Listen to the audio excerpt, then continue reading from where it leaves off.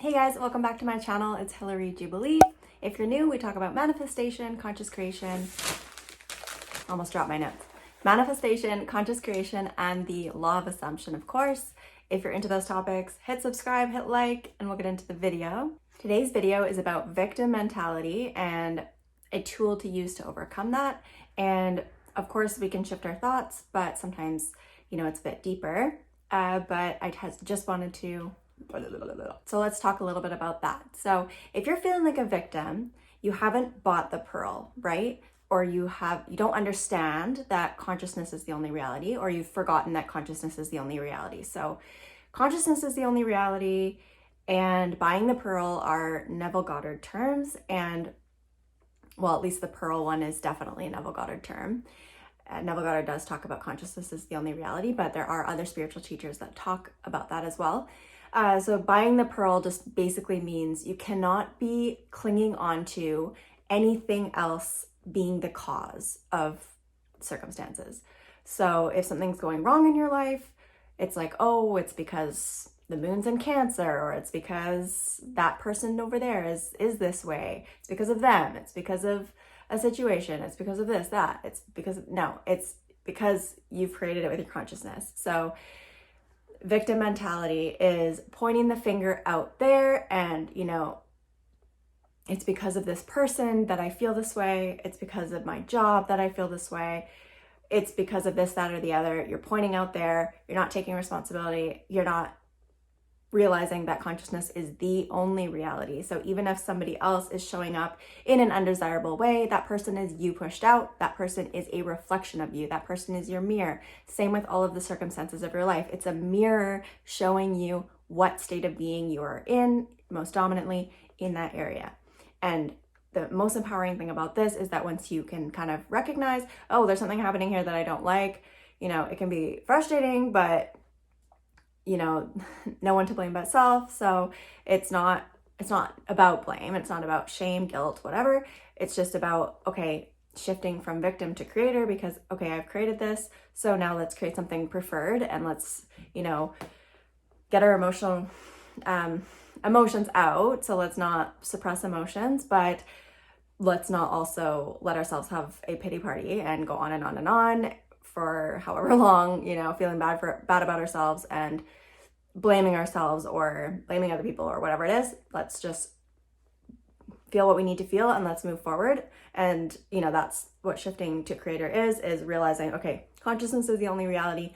Can we somehow get to a place of realizing that, remembering that, hold on a second, I'm going to revise what just happened. I'm going to imagine the end, however you want to move forward with it. But another example of, if something seems impossible, if you're trying to manifest something and it's like, you're stuck thinking small because you're like, okay, but I'm here, so how could I even get there? Like that is still, I would say, kind of victim train of thought, because, if you don't realize that you're a creator, anything is possible. And it is easy to forget it sometimes when we see our physical circumstances all around us all the time.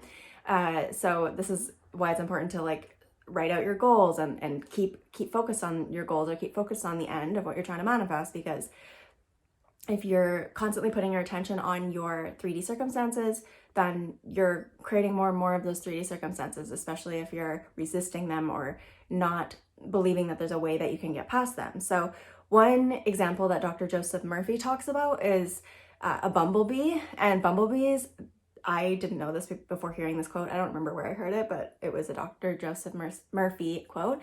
And he talked about how bumblebees, the weight of a bumblebee and the wingspan, technically, scientifically, should be impossible for them to fly because they are so heavy compared to how small their wings are. Yet, we all know bumblebees fly. So it's technically shouldn't be possible, but you know what? They be flying. So think of yourself as that bumblebee. No matter where you want to get to, doesn't matter how small your dang wings are, you're gonna fly. So another example of victim mentality, which will lead us into a tool that we can use. So chapter 5 of Dr. Joe Dispenza's book, Becoming Supernatural. Really good book. I highly recommend it. So I'll just read a few excerpts from it. Your brain monitors your chemical state, and the moment you feel angry, it's going to think more corresponding thoughts equal to how you feel. My boss is such a jerk. I should quit my job. What an idiot driver. My coworker stole my idea. I'm right and everyone else is wrong. It fires and wires similar circuits in the same way over and over again, and if you turn on enough of those circuits, you keep producing that same level of mind. This reaffirms your identity with the same image in your forebrain. Okay, so he goes on and on. The body becomes the mind of anger, and so anger is no longer in the mind that's in your brain. But instead, the emotion of anger becomes stored as energy in the body mind, the 95% of your mind that is subconscious. Because it's subconscious, you're not aware you're doing this, but that is exactly what's happening. So all that emotion, which was originally created from thought, because all thoughts have corresponding energy, becomes stored as energy in the body, stuck in the third center, the solar plexus. So third center, solar plexus, right here. That is like the third chakra. So he calls your chakras your energy centers, and he talks about how you store emotions in the first three lower ones. Okay, so he goes on. What if instead of feeling angry, you start having thoughts that make you feel victimized or guilty? Life is too hard. I'm a bad parent. I shouldn't have been so rude. Did I do something wrong? Thinking those thoughts turns on a different network of neurons in your brain. If you wire and fire enough of those networks, you produce a different level of mind, and the brain creates the internal image of yourself that reaffirms your identity, in this case, as a guilty person. You start thinking, God's gonna punish me, no one loves me, I'm worthless. Once you accept, believe, and surrender to these guilty thoughts without any analysis, the neurotransmitters activating neural networks in your brain influence a different blend of neuropeptides this time, and then those neuropeptides signal a different hormonal center, in this case, the second center. And over time, as you recreate the same loop of feeling and thinking and feeling and thinking, you're going to begin to store your energy in the body in the center, second center. This begins to produce a biological effect. Since you feel guilty in your gut, you may start feeling nauseated or sick, or you may experience pain in this area of your body, along with emotions like suffering, unhappiness, or even sadness. In time, the body becomes the mind of that emotion, and once that energy as an emotion is stored, or more accurately becomes trapped in one or more of these lower energy centers, then the body is literally in the past. This means you no longer have energy available to create a new destiny. When that happens, your body becomes more matter and less energy, because as you have read, the first three centers, which are based on survival emotions, shrink the vital field of energy surrounding your body. The breath is a way to pull the mind out of the body. You will be using your body as an instrument of consciousness to ascend your energy, turning those survival emotions into creative emotions. As you free your body from the chains of the past and liberate this energy, you have available energy to do the uncommon, to achieve the supernatural. Okay, so I've talked about this breathing technique in one other video, and now I'm just gonna read from Dr. Joe's book and explain it how he explains it so that you can understand it better. And he does have it in several of his meditations, so I do highly recommend trying them. But he takes you through that breath work in definitely Blessing of the Energy Centers, and I think at least one more of them. So when I've watched a bunch of his success stories on his YouTube, so a bunch of people who have done his meditations, done his retreats, or just done his meditations at home, most of their healings have occurred from doing the Blessing of the Energy Centers meditation, and that is the one with the intense breath work. There are about 5 versions of Blessing of the Energy Centers, so the higher versions, I think 4 and 5 have the breath work, and 1 to 3 I don't think have the breath work. So think about what would happen if you contracted the intrinsic muscles of your perineum, your pelvic floor, the same muscles you use for intercourse and elimination, and you locked them down. And then while they were locked down, you next contracted the muscles of your lower abdomen, locking those muscles down, and then you did the same with the muscles of your upper abdomen. If you kept squeezing and contracting those muscles in your first 3 energy centers by contracting your core muscles, that fluid in your central nervous system would move up, illustrated in figure 5.8.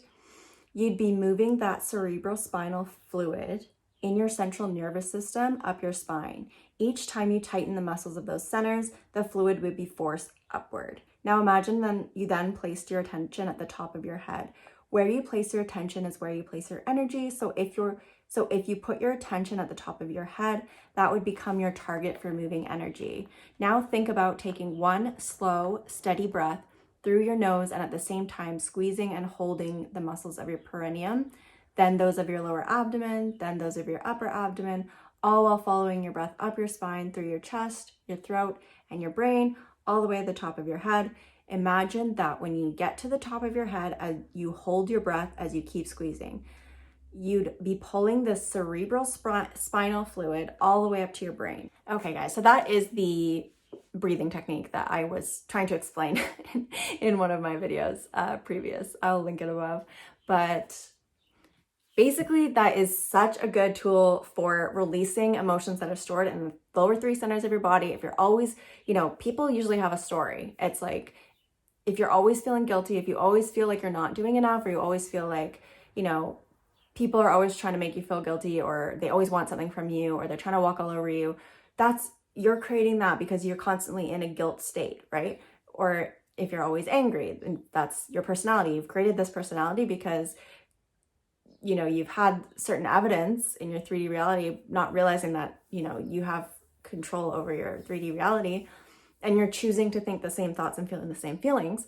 So to break out of that, sometimes just changing your thoughts can be not quite enough if you're so deep in that emotion. So this is just a really good tool if you want to try Dr. Joe Dispenza's meditations with that breathing to, change your whole outlook and just like release those emotions and create a different you that doesn't feel those negative emotions and doesn't think those negative thoughts. So of course you have control over your thoughts, and it's just easier to do it from a neutral space than from, feeling these heavy emotions like guilt, anger, or fear. So yeah, hope this video helped. If you liked it, give it a thumbs up, and I'll see you tomorrow. Bye.